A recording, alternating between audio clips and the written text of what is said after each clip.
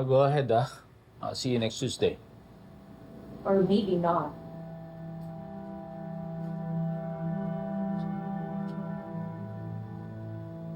Ano problema? Walang ba allowance mo? Gusto mo pang shopping? Ano ba? Hindi lang naman yun yung kailangan ko eh. I mean, look at us. Tuwing nagkikita tayo, lagi na lang sa hotel. Bakit? Ano ba? Nahihiya ka ba na i-display ako? Ano bang masama kung makita tayo ng mga tao? Single ka naman. Hiwalay naman na kami ni Edward. Not yet legally, pero consensual. Pakiramdam ko, isa na naman akong kabit. Galing na ako doon. Ayoko nang bumalik doon.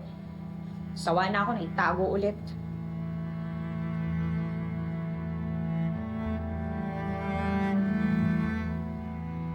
May nakakatawa ba?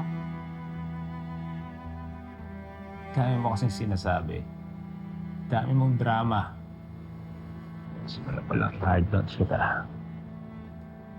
We have a lunch meeting tomorrow.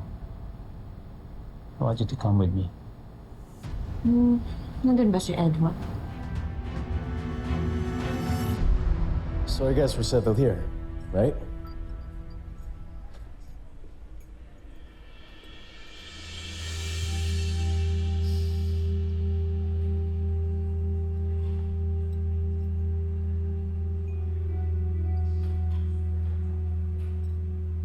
What are you doing here with Thea? I meant to tell you soon, Edward. But walang chance. But I guess it's quite obvious. Thea and I are together. Ulay na naman kayo, di ba? So I guess wala tayong problema. Nako, okay lang yan.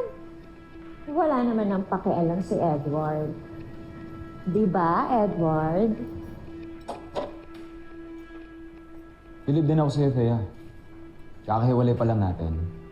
Naka-recover ka agad. Oy, nagsiselos ka, no?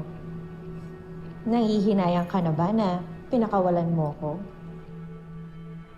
Bakit naman ako manghihinayang? Simula nung maghiwalay tayo, I've never felt free. Ngayon, may peace of mind na ako. So to answer your question, Mr. Ledesma, wala tayong magiging problema. Sayong-sayo na si Thea dahil wala akong plano makipagbalikan sa kanya.